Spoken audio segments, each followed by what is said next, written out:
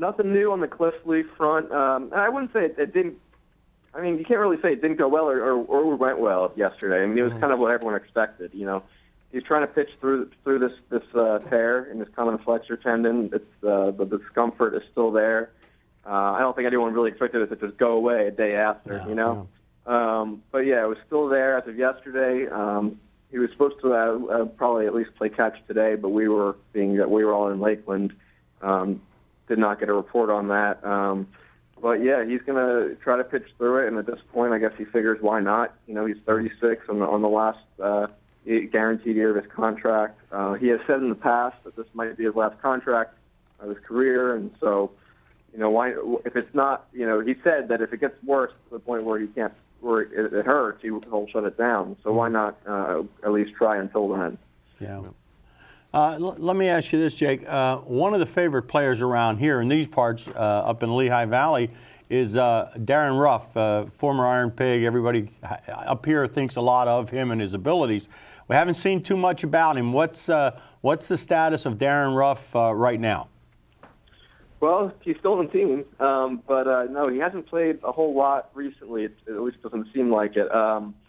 They've been playing a bunch of different guys in left field. They've been playing Grady Sizemore there a bunch. Right. Odubel Herrera, the Rule 5 pick, made his first start in left field there today. And Ryan Howard's been playing a lot of the first base. So, I mean, Darin's gotten a couple games of first base and a couple games in it's still kind of more of the same for him, where he's kind of, not getting starter reps and probably figures to, be a part-time player again. Jake, I'm assuming you're tired of these rumors. Ryan Howard, Cole Hamels, Jonathan Papelbon. We've been hearing it every 8 days. There's someone new, and Charlie Kerfeld shows up somewhere, and all these rumors come out. Has there been any movement, or do you anticipate any movement before opening day, or is something like a backup catcher or backup shortstop a minor acquisition? Is that probably more in line of if anything happens between now and opening day? Yeah, if something happens, I could see it. I think it would be more in that line. I think they could definitely use a backup catcher. And seeing the shortstop, the closest thing they have to a Freddie Galvis backup is Andres Blanco, who's not on the 40-man roster. He's a minor league deal. I think if something happens, it would be closer to those kind of moves. You never know. It's hard to say. All this changes with one phone call, as they say. Yeah. But personally, for Cole Hamels, there's people who start to say now that Cliff Lee's hurt, you got to trade Cole Hamels right away to make sure you don't get nothing and risk him getting hurt. But they could. I think they're doing the right move with him at this point, and I think holding on to him till July, you could get a lot better package for him, presuming he stays healthy in late July than you will now when teams start to sniff the playoffs and they're willing to maybe give up a little bit more. Right. Now, how about Mikkel Franco? How's he doing? What's your assessment of him? He's been just okay so far in spring.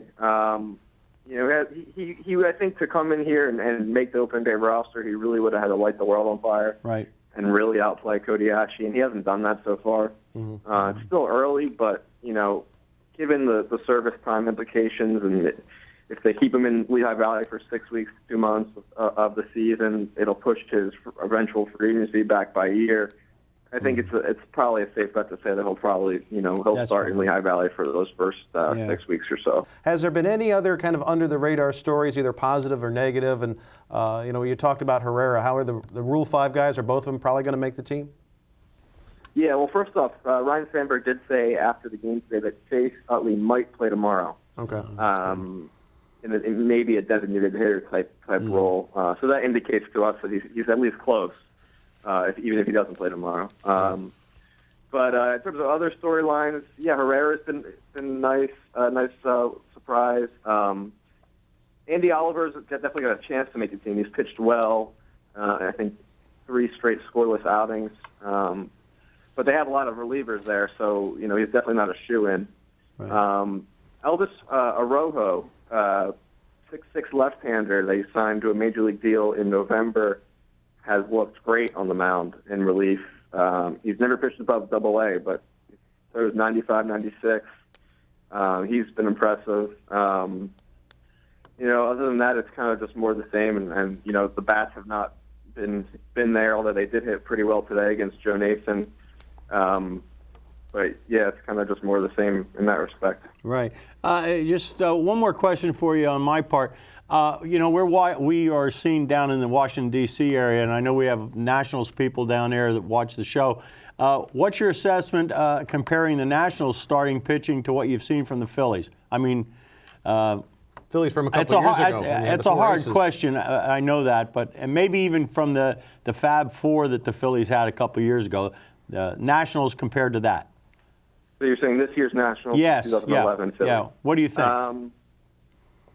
You know, it's a good debate, and I'm excited to ask more people about that once the Nationals come to Philly for the first time, or vice versa. Right. I forget which one's first in April, but put me on the spot. I would say the Phillies 2011, just because of their experience. Mm-hmm. You know, you had Cole Hamels, who had a World Series MVP at that point, and you know, Halladay had all those great years with the Blue Jays and Lee and Oswalt, just more Right. veterans. You know, the Nationals are probably deeper in terms of they've really got 6 guys. That's a good point. But in terms of, you know, Right. doing it in the postseason and just overall veteran experience, I think the 2011 Phillies At that time, get yeah. the edge there. But it's a great debate, and it's going to be for the rest of the season, or as long as those 5-6 guys are together in D.C. Okay. All right, last question before we let you go, and we appreciate your time again. A couple more weeks in spring training before opening day. What's kind of the big or a couple big stories to watch over the next few weeks before opening day?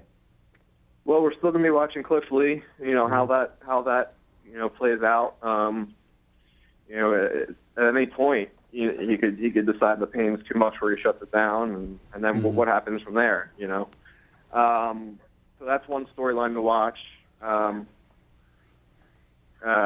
You know, just the roster battles in general. You know, Cesar Hernandez, he's out of options. Is he going to make the team? Felipe Almont, is he going to make the team? You know, at this point, I would say he's probably not. There's a few guys are out of options there. And just, you know, how does Ryan Howard look? You know, so far he's definitely in better shape, and he's taking counts deeper. He's not striking out in 3 or 4 pitches anymore. He's getting some 8-10 pitch at bats, but he still hasn't gotten a ton of hits and hasn't hit a home run yet down here. But you know, just how does he look throughout the rest of the spring and what happens there? So there's still a lot to watch for sure.